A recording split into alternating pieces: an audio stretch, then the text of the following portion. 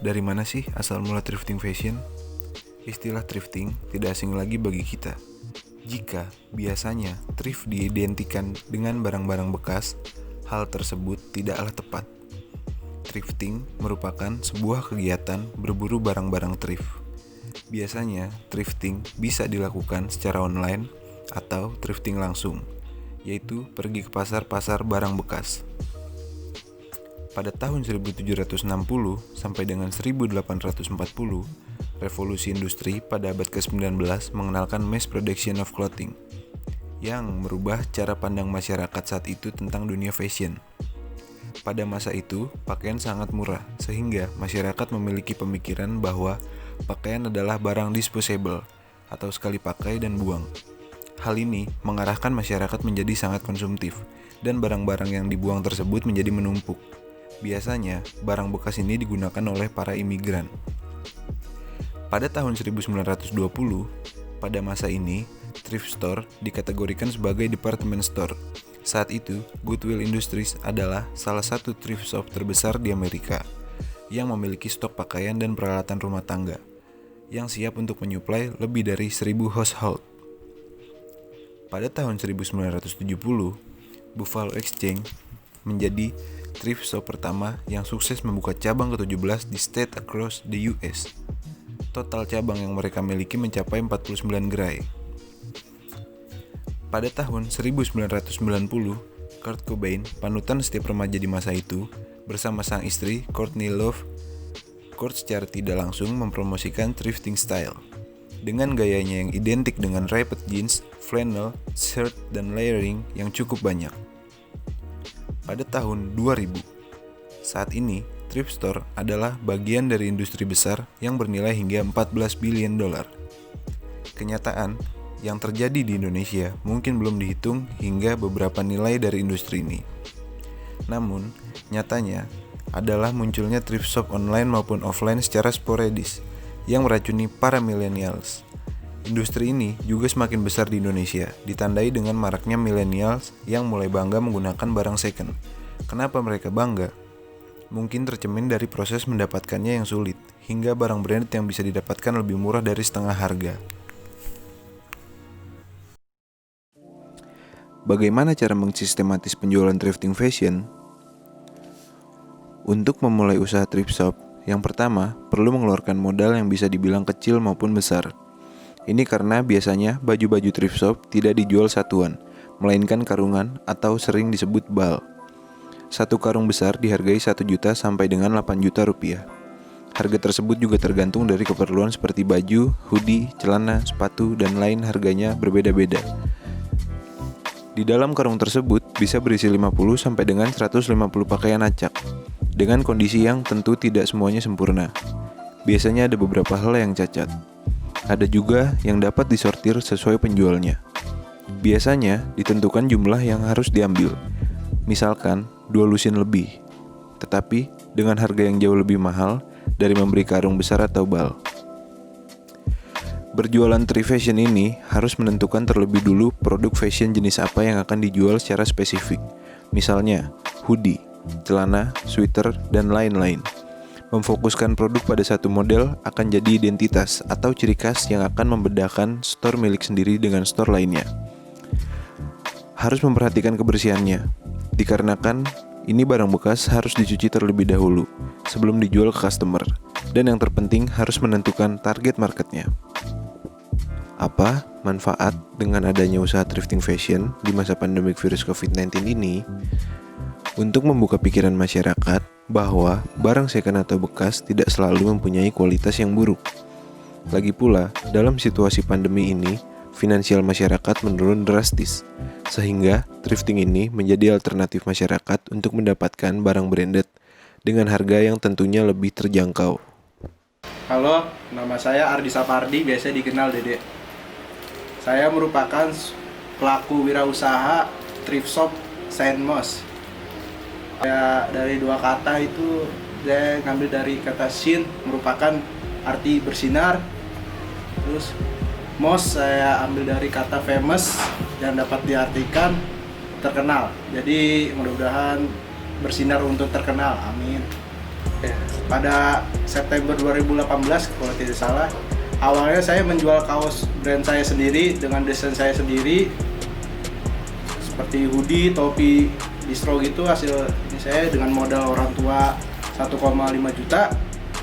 Hingga sampai pertengahan tahun 2019, kebetulan kaos dari desain saya itu dibilang kurang peminatnya ya.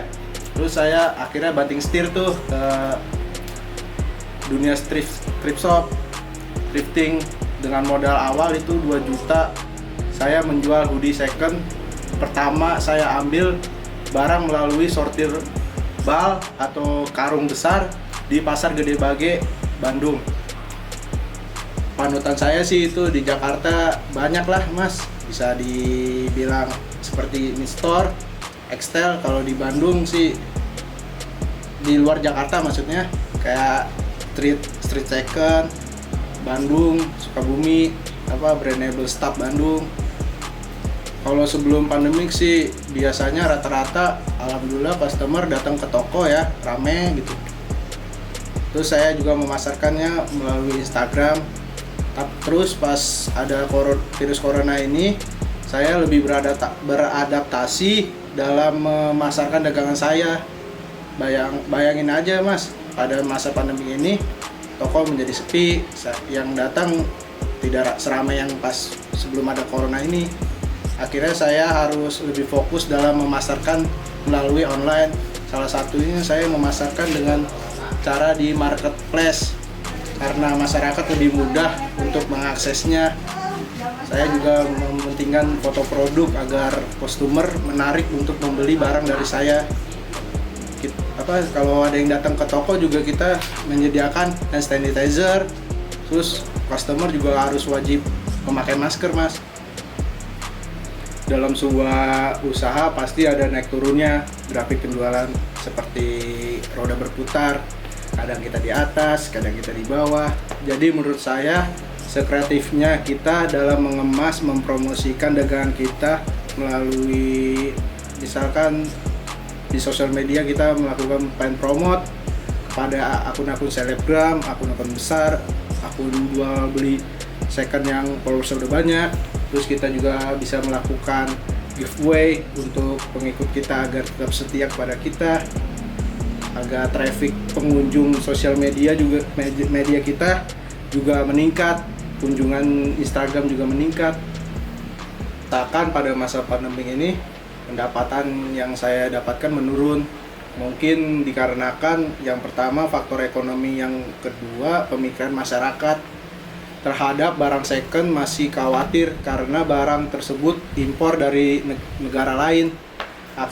Tetapi dari portal berita online yang saya baca, Kemenkes pernah mengatakan bahwa pakaian dan makanan impor bukan media penyebaran virus corona tersebut. Saya juga tidak menyalahkan orang mempunyai kekhawatiran itu, sebab setiap orang memiliki asumsi untuk menghindari penyebaran virus ini.